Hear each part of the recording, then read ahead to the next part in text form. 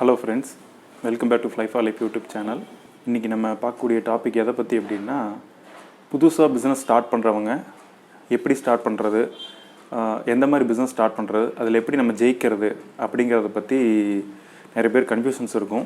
அதை இந்த வீடியோவில் தெளிவாக எப்படி பண்ணலாம், எப்படி ஜெயிக்கலாம், ஒரு பிஸ்னஸில் எப்படி நம்ம வந்து எந்த மாதிரி பிஸ்னஸ் ஆரம்பிக்கலாம், எப்படி வந்து அதை சக்ஸஸ்ஃபுல்லாக கொண்டு போகலாம் அப்படிங்கிற பற்றி தான் இந்த வீடியோவில் நான் சொல்கிறேன். நான் சொல்கிற டிப்ஸ் மேக்ஸிமம் வேறு எந்த வீடியோலையும் வந்திருக்காது. உங்களுக்கு டவுட் இருந்தால் நீங்களே போய் செக் பண்ணிக்கலாம். நம்ம வீடியோக்குள்ளே போகிறதுக்கு முன்னாடி நம்ம சேனல் உங்களுக்கு பிடிச்சிருக்கு அப்படின்னா மறக்காமல் சப்ஸ்கிரைப் பண்ணி இந்த வீடியோ பாருங்கள். நிறைய பேர் எகைன் சொல்லிகிட்டே இருக்கேன், சப்ஸ்கிரைப் பண்ணாமல் தான் இந்த வீடியோ பார்த்துட்டு இருக்கிறீங்க.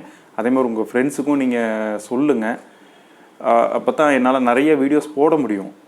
நிறைய நீங்கள் இன்ட்ரெஸ்ட் எடுத்து கேட்க நான் நிறைய பண்ண முடியும். புரிஞ்சுக்குவீங்கன்னு நினைக்கிறேன். சரி, ஓகே, வாங்க வீடியோக்குள்ளே போகலாம்.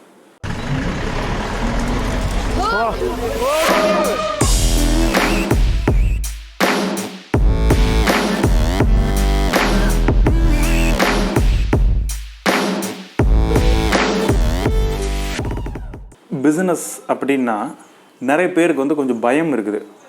ஜெயிக்க முடியுமா, இல்லை நிறைய பேர் வந்து உங்களை ரொம்ப ரொம்ப ரொம்ப கன்ஃபியூஸ் பண்ணி விட்டுறாங்க. பிஸ்னஸ் பண்ணாவே மேக்ஸிமம் தோத்துறோம், நீங்கள் ஜெயிக்க முடியாது அப்படிங்கிற மாதிரி நிறைய பேர் சொல்லிகிட்டு இருக்காங்க. அப்படி இல்லை. நீங்கள் பிஸ்னஸில் தான் நிறையா சம்பாதிக்க முடியும், நிறையா அச்சீவ் பண்ண முடியும், நிறைய உங்கள் சர்க்கிள் பெருசாகும். ஒரு பிஸ்னஸில் நீங்கள் உட்காந்திங்க அப்படின்னா உங்களை பல பேருக்கு தெரிய ஆரம்பிக்கும். இதே ஒரு ஆஃபீஸில் ஒரு கம்பெனியில் நீங்கள் இருக்கீங்கன்னா உங்களோட அவுட் சைட் சர்க்கிள் ரொம்ப கம்மியாக தான் இருக்கும். பட் ஒரு பிஸ்னஸ்குள்ளே வந்தீங்கன்னா அந்த ஊரில் நீங்கள் பல பேரை தெரிஞ்சுக்க ஒரு வாய்ப்பு வரும். சரி, பிஸ்னஸ் எப்படி பண்ணலாம்? நான் இந்த வீடியோ வந்து சொல்கிறது ஒரு 5 lakhsக்கு கீழே பிஸ்னஸ் ஸ்டார்ட் பண்ணுறவங்களுக்காக கொடுக்குற ஒரு டிப்ஸ். 5 lakhsக்கு எபோ நீங்கள் போடுற பிஸ்னஸ்க்குண்டான டிப்ஸ் வந்து அடுத்த வீடியோவில் வரும். இது வந்து ஒரு மிடில் கிளாஸில் கொஞ்சம் யோசித்து பிஸ்னஸ்க்குள்ளே வரவங்களுக்காக நான் கொடுக்குற டிப்ஸ் தான் இதெல்லாம். சரி, எந்த மாதிரி பிஸ்னஸ் ஆரம்பிக்கலாம்? ஃபஸ்ட்டு விஷயம், இதை பாயிண்ட் நல்லா நோட் பண்ணிங்க. உங்களுக்கு உங்கள் ஊரில் அந்த பொருள் இல்லாமல் இருக்கணும். அந்த பொருளுக்காக நீங்கள் வெளியூர் வேறு ஊருக்கு நிறைய பேர் தேடி போகிற மாதிரி இருக்கும். அந்த மாதிரி பொருள் என்னன்னு கொஞ்சம் தேடுங்க. பிஸ்னஸ்குள்ளே நீங்கள் வரீங்க அப்படின்னா எடுத்த உடனே அவசரமாக ஸ்டார்ட் பண்ணாதீங்க. யாரோ ஒருத்தர் சொல்கிறாங்க, இல்லை யூடியூப் பார்க்குறீங்க, வாங்க இதை சம்பாதிக்கலாம், 10,000 முதலீடு பண்ணுங்கள், 1 லட்சம் சம்பாதிக்கலாம் அப்படிங்கிற தாட்டை விட்டுருங்க. அவங்க யூடியூப் போடுறாங்கன்னா அவங்களோட ப்ராஃபிட்காக அந்த வீடியோ ஒரு ஷாப்பை போய் அவங்க வந்து பண்ணுறாங்கன்னா அதில் அவங்களுக்கு ப்ராஃபிட் இருக்குது. ப்ளஸ் அது போக வீடியோலையும் இன்கம் வரும். ஸோ அதை நீங்கள் ஃபோக்கஸ் பண்ண வேண்டாம். நான் என்ன சொல்கிறேங்கிறத நல்லா நோட் பண்ணிக்கங்க. உங்களை கன்ஃபியூஸ் பண்ணிக்காமல் உங்கள் ஊரை சுற்றி இருக்கிற எல்லா ஷாப்பையும் ஒரு டைம் எடுத்து பொறுமையாக சர்ச் பண்ணி பாருங்கள். ஃபார் எக்ஸாம்பிள், ஒரு பைக்குக்கு ஒரு ஸ்பேர், அந்த ஸ்பேர் இங்கே உங்கள் ஊரில் கிடைக்காது. நீங்கள் அதுக்காக வெளியூர், அதாவது ஒரு 30 கிலோமீட்டர் 40 கிலோமீட்டர் இல்லை 60 கிலோமீட்டர் தாண்டி போய் தான் அதை ஒவ்வொரு டைம் வாங்கிட்டு வராங்க அப்படிங்கிற விஷயம் உங்களுக்கு தெரிஞ்சதுன்னா அந்த ஸ்பேரை நீங்கள் ஹோல்சேலாக எடுத்து நீங்கள் பிஸ்னஸ் பண்ண ஆரம்பிங்க. ஸோ அது வந்து சக்ஸஸில் கொண்டு போகும். இல்லை உங்கள் ஊரில் வேறு ஏதாவது லைக் க்ராசரிஸ், பருப்பு, மிளகாய், இந்த மாதிரி ஒரு பொருள் வந்து உங்கள் ஊரில் இல்லை, வெளியூர்லேருந்து தான் வந்து கிடச்சிட்டு இருக்குது அப்படின்னா அதை நீங்கள் வெளியிலேருந்து நீங்கள் போய் அதை வாங்கிட்டு வந்து அதை பிஸ்னஸ் பண்ணுங்கள். ஸோ இந்த மாதிரி நீங்கள் பண்ணும்போது உங்கள் பிஸ்னஸ் நீங்கள் தான் அந்த ஊரில் முதல்ல ஸ்டார்ட் பண்ணுறதா இருக்கும். அது ஈஸியாக உங்களை சக்ஸஸ் பண்ண ஆரம்பிக்கும். ஸோ செகண்டு, நீங்கள் ஆரம்பிக்கக்கூடிய இடம் ரொம்ப கேர்ஃபுல்லாக இருக்கணும். அதாவது எங்கேயோ ஒரு மூலையில் அந்த மாதிரி பார்க்க வேண்டாம். ஓரளவுக்கு மக்கள் நடமாட்டம் இருக்கிற இடமா பாருங்கள். ஏன்னா ஏதோ ஒரு மூலையில் நீங்கள் வைக்கும்போது அந்த அட்ரஸ் உங்களுக்கு சொல்கிறக்கே சிரமமாக இருக்கும். அதனால் கொஞ்சம் லேண்ட்மார்க் ஈஸியாக இருக்கிற மாதிரி, அந்த இடத்துல கொஞ்சமாவது மக்கள் நடமாட்டம் இருக்கிற மாதிரி அந்த மாதிரி இடத்த சூஸ் பண்ணுங்கள் உங்களோட ஷாப்புக்காக. ஸோ நெக்ஸ்ட்டு தேர்ட் ஒன், உங்கள் ஷாப்பை இன்டீரியர் எக்ஸ்டீரியர் இதுக்காக பணத்தை செலவு பண்ணாதீங்க. ஏன்னா உங்கள் இன்டீரியர் எக்ஸ்டீரியர் வச்சு மக்கள் வந்து பொருள் வாங்க போகிறதில்ல. உங்கள்கிட்ட இருக்கிற பொருள் தரமானதான்னு பார்த்து அதைத்தான் வாங்குவாங்க. முடிஞ்ச அளவுக்கு நீங்கள் ஒரு சின்ன ஒரு டிசைன்ஸ் ஒரு அளவுக்கு பண்ணி உங்கள் பிஸ்னஸை கொண்டு போங்க. Fourth one, advertisement. உங்கள் கடையை நீங்கள் ஆரம்பிக்கிற பிஸ்னஸை மக்களுக்கு கொண்டு போய் சேர்த்தா மட்டும்தான் உங்கள் பிஸ்னஸ் சக்ஸஸ் ஆகும். ஸோ அதுக்கு என்னென்ன வழி பண்ணலாம்? நியூஸ் பேப்பரில் பிட் நோட்டீஸ், அதாவது இந்த நோட்டீஸ் மாதிரி அடித்து அந்த நோட்டீஸை பேப்பருக்குள்ளே வச்சு தரலாம். Second one, local TV channels இருக்கும், அதுக்கு அட்வர்டைஸ்மெண்ட் பண்ணுங்கள். அடுத்து ஃபேஸ்புக், உங்கள் பிஸ்னஸை பற்றி சோசியல் மீடியாவில் விளம்பரம் பண்ணிக்கிட்டே இருங்க. ஒரு டைம் பண்ணிட்டு விட்டுற வேண்டாம், கண்டினியூஸாக பண்ணிக்கிட்டே இருக்கணும். அப்போ தான் வந்து மக்களுக்கு அது ரீச் ஆகும். அடுத்து OLX, குவிக்கார் இந்த மாதிரி வெப்சைட்ஸ்லேயும் உங்கள் விளம்பரத்தை போஸ்ட் பண்ணுங்கள். நெக்ஸ்ட்டு உங்கள் ஊரை சேர்ந்த யாராவது யூடியூபர்ஸ் இருந்தாங்கன்னா அவங்கக்கிட்ட உங்கள் பிஸ்னஸ் பற்றி ப்ரொமோட் பண்ண சொல்லி அவங்களுக்கு அப்ரோச் பண்ணுங்கள். அடுத்து கிரிக்கெட் கிரவுண்ட்ஸ் இல்லை பசங்க வந்து விளையாண்டுருக்கிற ஷட்டில் இந்த மாதிரி ஃபுட்பால் வாட் எவர் செய்கிறது விளையாண்டுருக்காங்களோ அந்த மாதிரி இடத்துல கொண்டே உங்கள் நோட்டீஸை கொண்டே கொடுங்க. அவங்ககிட்ட இருந்து அவங்க ஃபேமிலிக்கோ இல்லை அவங்க பேரண்ட்ஸ்க்கோ சீக்கிரமாக மூவ் ஆயிரும். ஸோ இதெல்லாம் தான் விளம்பரத்துக்கான யுக்தி. இதில் இன்னொன்று ஒன்று இருக்குது. உங்களோட நீங்கள் வச்சுருக்கிற ஷாப் இடத்த கூகுள் மேப்பில் லொக்கேட் பண்ணிங்க. அந்த லொக்கேட் பண்ண இடத்த மார்க் பண்ணி அங்கே உங்களோட ஷாப்போட அட்ரஸ்ஸு ப்ளஸ் கொஞ்சம் தெளிவாக உங்கள் ஷாப்பில் என்னென்னலாம் இருக்குங்கிறத தெளிவாக நோட் பண்ணி கூகுள் மேப்பில் ஒரு மார்க் பண்ணி வச்சுங்க. பட் அதை நான் எனக்கு காட்ட முடியாது, ஏன்னா கூகுள் மேப் காட்டினா காப்பிரைட் ப்ராப்ளம் வரும், அதனால் நான் காட்ட முடியாது. பட் அது நீங்கள் கொஞ்சம் அதை நீங்கள் பண்ணிங்க. ஸோ நிறைய பேர் கூகுள் மேப் பார்த்தும் வந்து உங்கள் ஷாப்பை தேடி வரக்கு வாய்ப்பு இருக்குது. ஸோ இதெல்லாம் தான் ஒரு பிஸ்னஸை வந்து எப்படி மக்கள்கிட்ட கொண்டு போய் சேர்க்கறது அப்படிங்கிறதுக்கு உண்டான ட்ரிக்ஸ். நெக்ஸ்ட்டு நீங்கள் சப்போஸ் ஒரு 2 lakhs லோன் வாங்கியோ இல்லை உங்கள் ஃபேமிலியிலேருந்து கொடுத்தாவோ அதை வச்சு தான் நீங்கள் பிஸ்னஸ் பண்ண போகிறீங்கன்னா ஒரு 3 மாதத்துக்கு உண்டான இன்ட்ரெஸ்ட் ஆர் உங்கள் ஷாப்புக்கு தேவையான வாடகை, கரண்ட் பில், உங்களோட நீடுக்கு தேவையான பணம் எடுத்து வச்சுட்டு மிச்ச பணத்தில் பிஸ்னஸ் ஸ்டார்ட் பண்ணுங்கள்.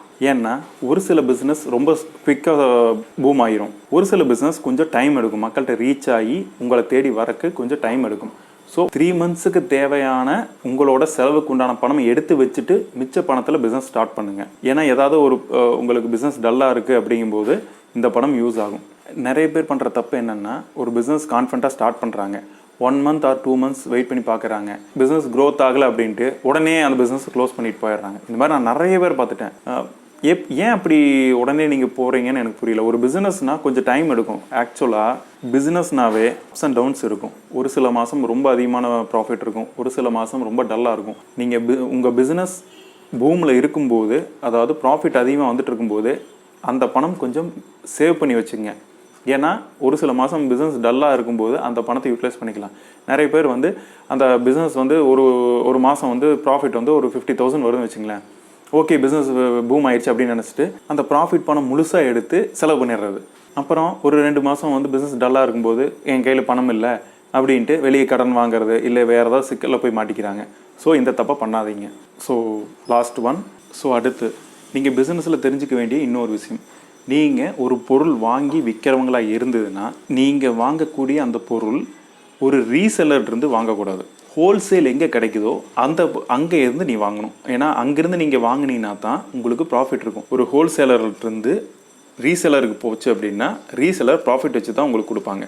ஸோ அந்த ப்ராஃபிட் வந்து உங்களுக்கு கொஞ்சம் மிஸ் ஆகும். ஸோ அதனால் நீங்கள் டைரெக்டாக ஹோல்சேலர்கிட்டே போனீங்க அப்படின்னா அந்த ப்ராஃபிட்டும் உங்களோட ப்ராஃபிட்டில் சேரும். ஸோ இதை மறந்துடாதீங்க. எந்த பொருள் வாங்குறதா இருந்தாலும் டைரெக்டாக ஹோல்சேலர் எங்கேன்னு தேடி பிடிச்சி டைம் எடுத்து அந்த ஹோல்சேலர் யாருன்னு கண்டுபிடிச்சி அங்கே போய் நீங்கள் வாங்கி அந்த பொருளை நீங்கள் சேல் பண்ணுங்கள். சரி, என்னென்ன பிஸ்னஸ் எல்லாம் பண்ண முடியும்?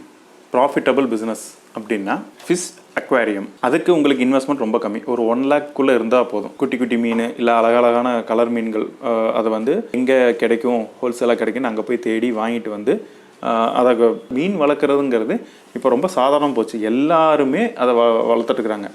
ஈவன் குழந்தைங்க மட்டும் இல்லை, எல்லார் வீட்லேயுமே அது வந்து மீன் வளர்க்குறதுங்கிறது ஒரு கேஷுவலாக போச்சு. ஸோ அதனால் மீன், செல்லப்பிராணிகள் இதில் மேலே உங்கள் ஃபோக்கஸ் பண்ணுங்கள். Second one, so dogs, cat இந்த மாதிரி கொஞ்சம் ஹைப்ரிடான இதை வந்து நீங்கள் வாங்கி அதை சேல் பண்ணுற ட்ரை பண்ணுங்கள். பட் வந்து இது கொஞ்சம் ரிஸ்கியான ஜாப் தான். ஏன்னா உங்கள் ஊரில் அந்த மாதிரி ஹை குவாலிட்டியான கொஞ்சம் காஸ்ட்லியான டாக்ஸ் வாங்குறதுக்கு வர்த்தபிள் இருக்கான்னு செக் பண்ணிவிட்டு அதுக்கப்புறம் இந்த பிஸ்னஸ்க்குள்ளே வாங்க. நீங்கள் சப்போஸ் ஒரு சிட்டியில் இருக்கீங்க அப்படின்னா அங்கே வந்து கொஞ்சம் வெல் செட்டில்டு, அதாவது ஹை கிளாஸ் பீப்புள்ஸ் ரொம்ப அதிகமாக இருப்பாங்க. அப்போ அந்த மாதிரி ஏரியாவில் நீங்கள் டாக்ஸு, கேட்ஸு இந்த மாதிரி கொஞ்சம் ஹைப்ரிடானதெல்லாம் வாங்கி விற்கலாம். தேர்ட் ஒன், கேம் சென்டர், அதாவது ப்ளே ஸ்டேஷன் சென்டர் அப்படின்னு சொல்லுவாங்க. நீங்கள் அந்த காலத்தில் காயின் போட்டு விளையாடுற அந்த கேம் சென்டரில் இப்போ வந்து ரொம்ப ஹைடெக்காக வந்துச்சு. உங்கள் ஊரில் கேம் சென்டர் இருக்கான்னு பாருங்கள். இதுக்கும் உங்கள் இன்வெஸ்ட்மெண்ட் ரொம்ப பெருசாக இருக்காது. ஒரு 1 or 2 lakhsக்குள்ளேயே நீங்கள் வந்து ஸ்டார்ட் பண்ணிட முடியும். இதில் வந்து ரொம்ப ப்ராஃபிட் வந்து ரொம்ப ஹையஸ்ட். ஏன்னா நீங்கள் ஒன் டைம் இன்வெஸ்ட்மெண்ட் போடுறீங்க, மெட்டீரியல்ஸ் வந்து ஒன் டைம் இன்வெஸ்ட் பண்ணி நீங்கள் வச்சுக்கிட்டா போதும், அதில் ப்ராஃபிட் வந்துகிட்டே இருக்கும். பட் கேம் சென்டர்லேயும் நிறையா சிக்கல் இருக்குது, அது நான் தனியாக இன்னொரு வீடியோவில் சொல்கிறேன். ஸோ கேம் சென்டர் ஸ்டார்ட் பண்ண ஐடியா இருந்துச்சுன்னா நீங்கள் ஸ்டார்ட் பண்ணலாம். பட் நான் ஆல்ரெடி ஒரு 8 வருஷமாக கேம் சென்டர் தான் வச்சுருந்தேன்.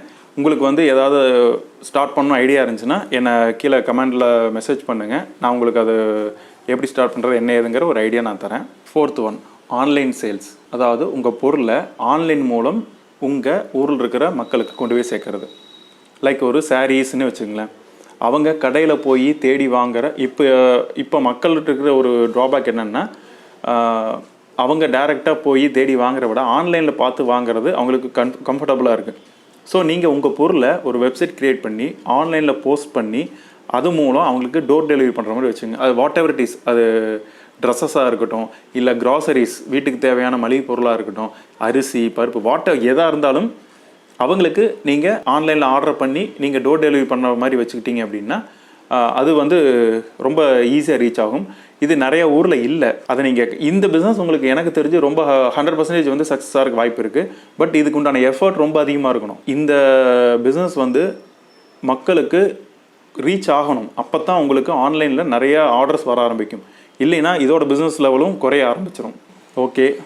ஓகே நான் சொன்னதெல்லாம் புரிஞ்சிருக்கும்னு நினைக்கிறேன். ஒரு பிஸ்னஸ் அப்படிங்கிறது ரொம்ப ரொம்ப கேர்ஃபுல்லாகவும் ரொம்ப இன்னோவேட்டிவாகவும் பண்ணக்கூடிய ஒரு விஷயந்தான். சக்ஸஸ் ஆகிறதுக்கு அதிகமான வாய்ப்புகள் இருக்குது. சக்ஸஸ் ஆகிடுச்சு அப்படின்னா அதுக்கப்புறம் உங்களை தடுக்கிறதுக்கு யாருமே இல்லை. நீங்கள் தான் நம்பர் 1 மாறிடுவீங்க உங்கள் ஊர்லேயே. ஹோப் நான் சொன்ன பாயிண்ட்ஸ் எல்லாம் நல்லா நோட் பண்ணி வச்சு உங்கள் பிஸ்னஸ்க்குள்ளே கொண்டு வாங்க, ஈஸியாக சக்ஸஸ் பண்ண முடியும்.